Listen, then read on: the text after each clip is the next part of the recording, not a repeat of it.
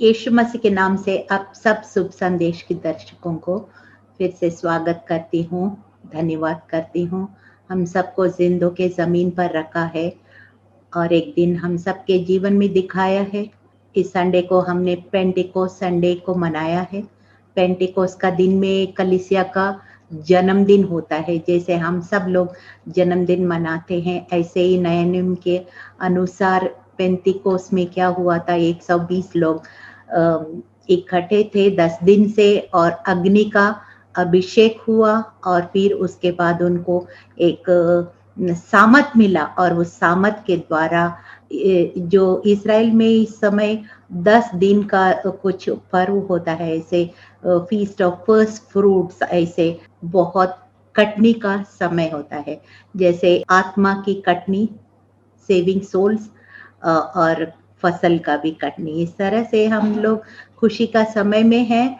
तो हम चलिए आज का कार्यक्रम को छोटी सी प्रार्थना के साथ शुरुआत करेंगे। धन्यवाद महान सामर्थी पिता, राजाओं का राजा, प्रभुओं का प्रभु, यीशु प्रभु, हालेलुया। जो कुछ वचन हमने तैयार किया पवित्र आत्मा का सहायता से, प्रभु यीशु पवित्र आत्मा का मोहर लगाते हैं, क्रूस के पीछे हम झुक जाते हैं, तेरी धार्मिकता से हम परिपूर्ण होते हैं। भजन संहिता 119:18 के अनुसार तेरे वचन से प्रभु हमारे लिए तेरे भेद खोल दीजिए और पवित्र आत्मा आप पूर्ण कब्जा कीजिए, ताकि बोलने वाले मुझको, देखने वाले दर्शकों को, दोनों को प्रभु आत्मिक आशीषें मिले, सांसारिक आशीषें मिले और तेरी आशीषों का वारिस बने रहें प्रभु आखिरी वक्त तक। यीशु मसीह के जीवित और सामर्थी नाम से इस प्रार्थना को मांगते, आमीन। The second coming of Jesus Christ.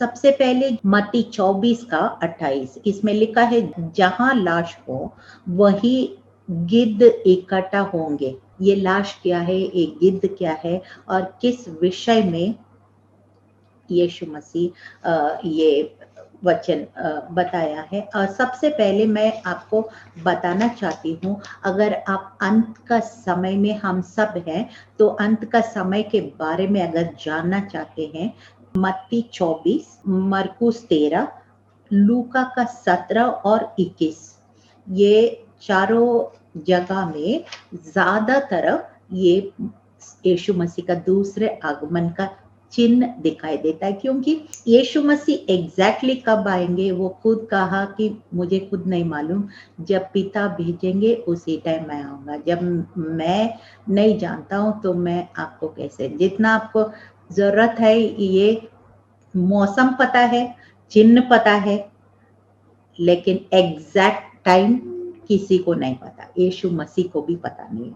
ये बात हमको समझना चाहिए। अगर हमको ये बात नहीं समझ में आता है तो फिर कोई भी हमें बहका सकता है, इधर है यीशु मसीह, उधर है, अब आ रहे, परसों आ रहे, तरसों आ रहे, अगले महीने आ रहे, अगले साल आ रहे, डेट्स था, ये सब कुछ बताते हैं ना। चलिए जल्दी से विषय में जाते हैं कि सबसे पहले ये वचन का मैं बताना चाहती हूँ।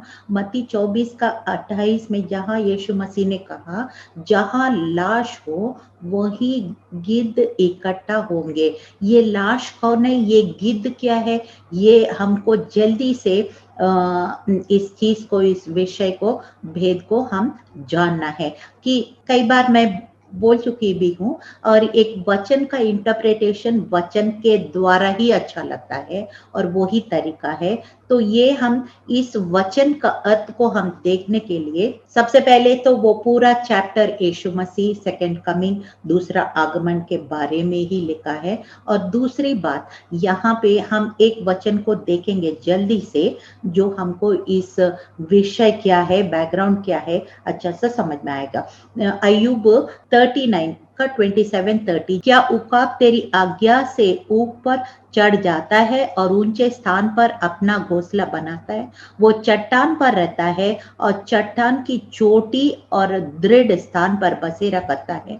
अपनी आंखों से दूर तक देखता है, वहां से वो अपने आहार को थाक लेता है, उसके बच्चे भी लहू चूसते हैं, और जहाँ घात किए हुए लोग होते हैं वह भी होता है।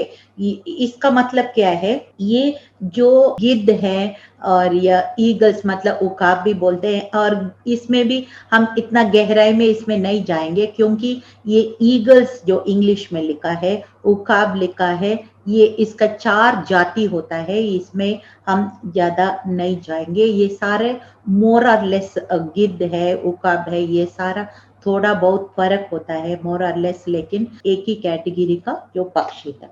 कई ट्रांसलेशन में अलग अलग शब्द इस्तेमाल किया हुआ है। यहाँ पे उकाब क्या करता है? सबसे पहले एक ऊंचे चट्टान पर जाके रहता है और वहां से दूर से ही अपना शिकार को देखता है, और फिर उसके बाद वो शिकार को देखने के बाद इतना दूर से जाके उस शिकार को मार देता है, और वो भी और उसका जो बच्चे हैं वो सारे मिलके उस शिकार को खाने लग जाते हैं, क्योंकि ये मांस खाने वाले पक्षी है। और एशिया नबी इस उकाबों को एक वफादारी, गॉड्स फेथफुल रेमनेंट, ये यीशु मसीह का जो यावे का वफादार चेलों के बारे में आपको अगर पढ़ना चाहते हैं तो एशिया 40 और 31 में लिखा है, जो यहोवा की बाट जोते हैं वो नया बल प्राप्त करते जाएंगे, वो उकाब के समान उड़ेंगे, दौड़ेंगे और क्षमित नहीं होंगे, चलेंगे और थकित ना होंगे। यानी कि उकाब जो है ये स्ट्रेंथ को दिखाता है, ताकत को दिखाता है, और उसकी जवानी नई हो जाती है। जब बुढ़ापे के बाद फिर वो नई तरीके से उसका लाइफ डबल हो जाता है। और फिर ये चट्टान जिस पे यहाँ पे लिखा है ऊपर चट्टान में रहता है, ऐसा लिखा ना, और वो चट्टान कौन है? पहला कोरिन्थियों 10 और 4 में लिखा है, सबने एक ही आत्मिक जल पिया क्योंकि वे उस आत्मिक चट्टान से पीते थे जो उनके साथ साथ चलती थी, और वो चट्टान मसीह था। दो Jesus Christ is our spiritual rock. Hallelujah. आपको पता है इजरायली लोग जब वो वायदा देश की ओर उस मरुस्थल के अंदर से जा रहे थे तो स्वर्ग से मन्ना गिरता था, और पानी कहाँ से? चट्टान से पीते थे। और वो चट्टान हमारे लिए अभी कौन है? यीशु मसीह है। और फिर जैसे वो चट्टान के ऊपर से वो गिद्ध क्या करता है, वो उकाब क्या करता है? अपने शिकार को बहुत ऊंचे से देखता है और फिर उसको शिकार को पकड़ के उसको मारता है। हमारा शिकार क्या है? मसीह लोग का। मत्ती 6 और 33 में आप सबको पता है कि परमेश्वर का राज्य और उसकी धार्मिकता का खोज करो, फिर सारे वस्तुएं तुम्हें मिल जाएंगे। और इसी तरह से हम देखते हैं मत्ती 24 और 28 में, लूका 17 वर्स 37, दो जगह सेम वचन लिखा है। ये दोनों का यही अर्थ है कि यीशु मसीह उस लाश को दिखाता है, क्योंकि यीशु मसीह आपको सबको पता है क्रूस के द्वारा मारा गया, वो लाश बन गया। आपको पता है वो जो रोमियो सिपाही ऐसे भाला से यूं ऐसे उनको साइड से ऐसे पोक किया है, उसके खून के बदले पानी निकला है, लाश बन गया था। और फिर उसके बाद तीसरा दिन वो जी उठा है। हालेलुया। और जी उठा तो फिर उसके बाद पहला कोरिन्थियों 15 का 6 और लिखा है 500 से अधिक भाइयों को एक साथ दिखाई दिया, जिनमें से बहुत सारे अब तक वर्तमान है, पर कितने सो गए। देखिए यीशु मसीह जी उठने के बाद 500 भाई कम से कम यीशु मसीह को देखा था, अपने आंखों से देखा था। तो ये सारे फेथफुल रेमनेंट बोलते हैं, विश्वासी कलीसिया को। ये ईगल्स, ये उकाब और ये गिद्ध, ये सब क्या दिखाता है? कलीसिया को, विश्वासियों को, मसीह का देखो, बॉडी ऑफ क्राइस्ट को दिखाता है। और फिर उसके बाद ये लाश दिखाता है, यीशु मसीह हमारे लिए मारा गया, गाड़ा गया, तीसरा दिन जी उठा है। और फिर हमसे मिलने के लिए आएंगे ना। सबसे पहले यीशु मसीह के नाम से बहुत सारे आएंगे और बहकाने का कोशिश करेंगे, कभी-कभी चुने हुए लोग को भी बहकाने का कोशिश करेंगे। यीशु मसीह इधर आ रहे हैं, उधर आ रहे हैं, इस समय में आ रहे हैं, इस डेट में आ रहे हैं, इस घड़ी में आ रहे हैं। ऐसे करके बहुत सारे जो लोग गढ़ी हुई कहानी, रूमर्स बोलो, कुछ ऐसी बातें बोलेंगे, अपने मन से बोलेंगे, लेकिन हमको वचन पर ही विश्वास करना है, किसी ऐसे बातों में नहीं विश्वास करना है। और दूसरा चिन्ह, लड़ाई होंगे, Wars and rumours of Wars, राज्य राज्य पर चढ़ाई करेंगे और वॉर जैसे, युद्ध जैसे परिस्थिति हो जाएंगे। ये सारे चिन्ह मैं आपको बता रही हूँ, आप लिख सकते हैं चाहिए तो। और फिर लिखा है कि सुसमाचार के लिए जब आप खड़े होते हैं, वचन के लिए खड़े होते हैं, सच्चाई के लिए खड़े होते हैं, सुसमाचार प्रकट करने के लिए खड़े होते हैं, आपको सताव आएगा, अंत का दिन में सताव जरूर आएगा। कभी कभी परिवार के अंदर से भी आ सकता है, बाहर से भी आ सकता है, कहीं भी नोन अननोन क्वार्टर से, कहीं भी जान पहचान लोग के, अनजान लोग के, कहीं से भी कुछ भी सताव आ सकता है। इसके इलाज क्या है? हम धीरज रखना है, वॉच एंड प्रे। लूका में लिखा है कि जागते रहो, जागना मतलब आत्मिक रीति से जागना, जागते रहो और प्रार्थना करते रहो ताकि परीक्षा में ना पड़ो। अगर हमारे अंदर वो अभिषेक नहीं है, प्रार्थना का शक्ति नहीं है, हम परीक्षा में गिर भी सकते हैं। यीशु मसीह भी परीक्षा में पड़े थे, लेकिन वो जयवंत हो गया। हम भी परमेश्वर चाहते हैं कि इस तरह से हम परीक्षा आने से भी उसके ऊपर हम जय पाने वाले लोग हमको बनना चाहिए। मैथ्यू 24 का 14 में लिखा है, राज्य का यीशु समाचार सारे जगत में प्रचार किया जाएगा, सब जातियों पर गवाही हो, तब अंत आ जाएगा।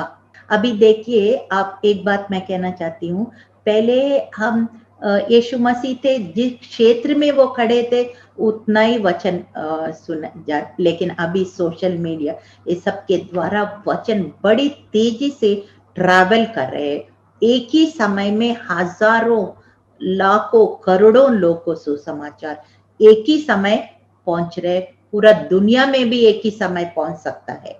इसका मतलब क्या है? अंत बहुत निकट आ चुका है कि यीशु समाचार किसी माध्यम के द्वारा हर प्रकार की जातियों के पास पहुंच जाएगा। ये बहुत बड़ी चिन्ह है। जकरिया 14 का 4 में लिखा है, उस दिन वो जैतून के पर्वत पर पांव रखेगा जो पूर्वी और यरूशलेम के सामने है। जैतून का पर्वत पूरब से लेकर पश्चिम तक बीच के बीच से फटकर बहुत बड़ा खड्डा हो जाएगा। तब आधा पर्वत उत्तर की ओर, आधा पर्वत दक्षिण की ओर हट जाएगा। तो यरूशलेम में भी एक चिन्ह है, मार्क 13:24-27।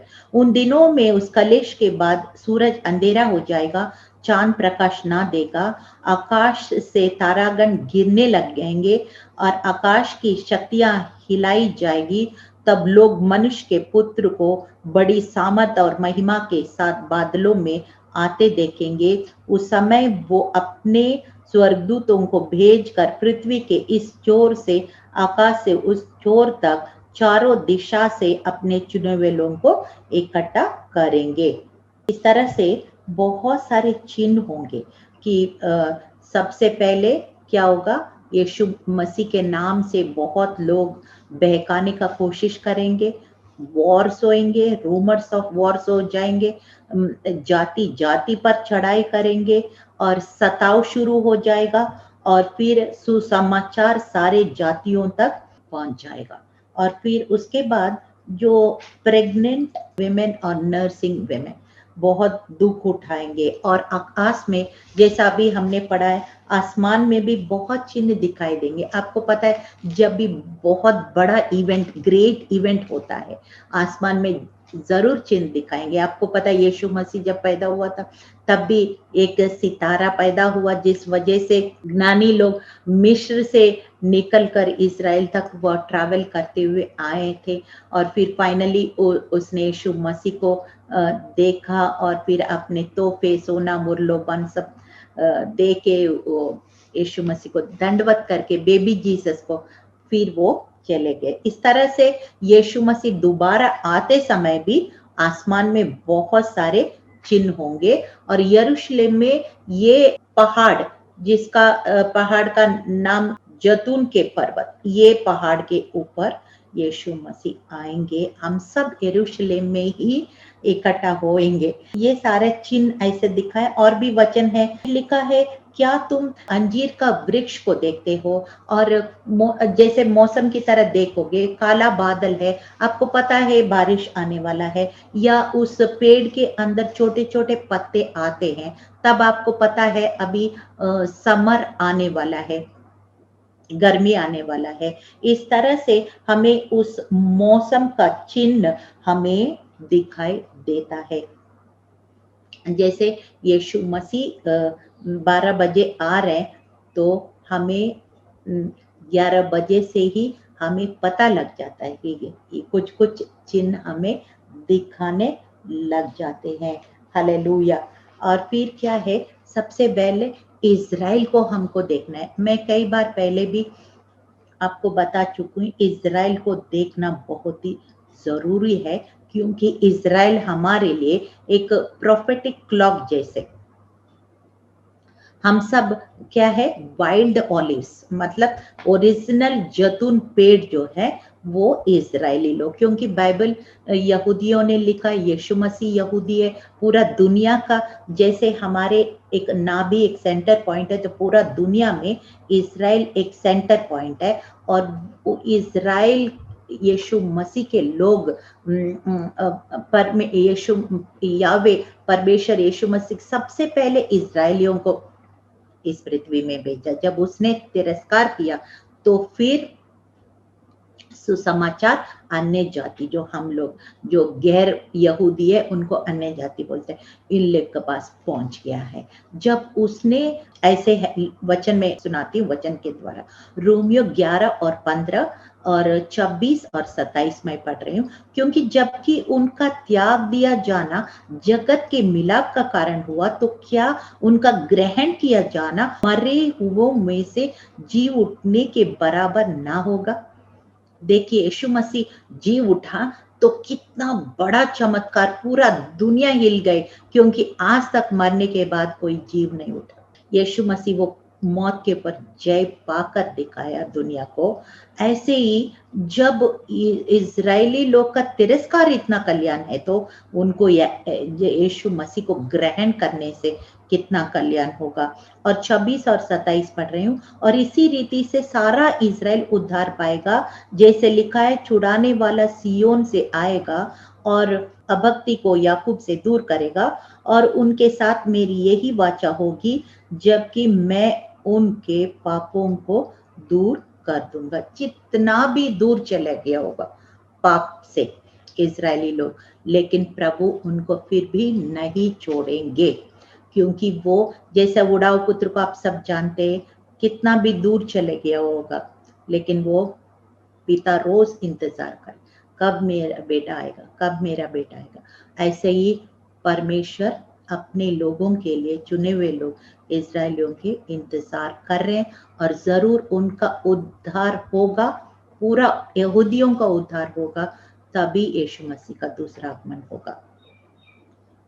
और फिर दानियल 12 और 4 में, परंतु वे दानियल, तू इस पुस्तक पर मुहर करके इन वचनों को अंत समय तक के लिए बंद रखा, और बहुत लोग पूछ पाछ और ढूंढ डांड करेंगे, और इससे ज्ञान बढ़ भी जाएगा। आप सब देख रहे हैं। एक और चिन्ह बताती हूँ, दूसरा तिमोथी 3:1 से 5 और 4 का 3 से 5। पर ये जानो कि अंतिम दिनों में कठिन समय आएंगे, क्योंकि मनुष्य स्वार्थी, धन का लोभी, डींग मार, अभिमानी, निंदक, माता पिता आज्ञा टालने वाला, कृतज्ञ, अपवित्र, दया रहित, क्षमा रहित, दोष लगाने वाले, असंयमी, कठोर, भले के बैरी, विश्वासघाती, हठी, अभिमानी और परमेश्वर के नहीं वरन सुख विलास को चाहने वाले होंगे। वे भक्ति का वेश तो धरेंगे पर उसकी शक्ति को ना मानेंगे। ऐसों से परे रहना। अंत का दिन में ये एक और चिन्ह है, लोग स्वार्थीपना ज्यादा हो जाएगी। परमेश्वर का लोग के अंदर भी स्वार्थीपना ज्यादा दिखाई देगा। बाहर से आपको धार्मिक दिखेंगे, लेकिन अंदर से वो जो क्रिश्चियन वैल्यूज कम दिखेंगे। लोगों का विश्वास ठंडा होते जाएंगे। इस तरह से अंत का समय होंगे, ये सारे चिन्ह होंगे, लेकिन हम दृढ़ रहना, विश्वास में दृढ़ रहना है, परमेश्वर के भय में दृढ़ रहना, क्योंकि दुनिया को इधर उधर देखेंगे हम फिसल जाएंगे। दूसरा तिमोथी 4:3-5 पढ़ रहे हैं, क्योंकि ऐसा समय आएगा कि लोग खरा उपदेश ना सह सकेंगे, पर कानों की खुजली के कारण अपने अभिलाषों के अनुसार अपने लिए बहुत सारे उपदेशक बटोर लेंगे। अपने कान सत्य से फेर कर कथा कहानियों पर लगाएंगे, पर तू सब बातों से सावधान रहना, दुख उठा के सुसमाचार का काम कर और अपनी सेवा को पूरा कर। जो लोग सुनना चाहते हैं वो ढूंढेंगे, वो कठिन कठिन उपदेश और ऐसे वो उनको पसंद नहीं आएंगे। लेकिन कोई बात नहीं, लेकिन हमको परमेश्वर के वचन पर दृढ़ रहना है, अंत तक दृढ़ रहना है। रोमियो 8:19-21 तक पढ़ेंगे तो यहाँ पे लिखा, इवन क्रिएशन, इवन सृष्टि, ये जो पेड़ पौधे, नदी, पक्षी, जंतु, जान, ये सारे जो सृष्टि, ये भी परमेश्वर का पुत्र कब उद्धार होगा वो भी इंतजार कर रहे हैं। ऐसे लिखा है। क्यों लिखा है कि हो सकता, मुझे इस विषय में ज्यादा गहराई नहीं, लेकिन मैं जानती हूँ कि जब श्राप आया था वो पृथ्वी को भी श्राप आया। पृथ्वी में जो उगते हैं वो सारे भी एक बंधन, सब मिलके, वो डायरेक्टली पाप नहीं किया, लेकिन इंसान पाप करने के वजह से, आदम और हवा पाप करने के वजह से उसके साथ जो संबंधी है उसके ऊपर भी प्रभाव पड़ेगा। इसलिए आदम और हवा का जब पाप हुआ था तो ये पूरा सृष्टि भी एक तरह का बंधन में बंदिश है। और फिर जब यीशु मसीह दोबारा आएंगे, सारे कलीसिया उठा लिया जाएंगे, उनका सबकी छुटकारा हो जाएंगे, तो पूरा सृष्टि का भी छुटकारा हो जाएंगे। हालेलुया। मतलब पूरा दुनिया नए हो जाएंगे, पूरा ब्रह्मांड नया हो जाएंगे। कितना अच्छा होगा। हालेलुया।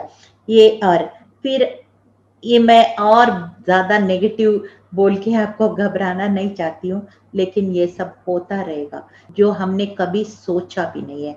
अभी हमें देखने को, सुनने को ऐसे लॉलेसनेस, इंग्लिश में लिखा लॉलेसनेस विल इंक्रीज। लेकिन परमेश्वर का राज्य क्या है?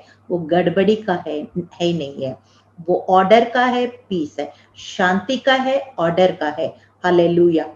जब ये परमेश्वर ने सृष्टि किया, ऑर्डर के साथ बनाया, एक एक दिन एक एक चीज बनाया, सब कुछ परफेक्ट था और बोला अच्छा है। अब देखिए, पहला दिन, दूसरा दिन, लास्ट में क्या लिखा? अच्छा है, अच्छा है, अच्छा है।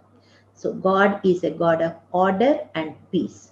लेकिन क्या होता है इस दुनिया में, जब अंत का दिन में क्या हो जाएगा? Lawlessness will increase.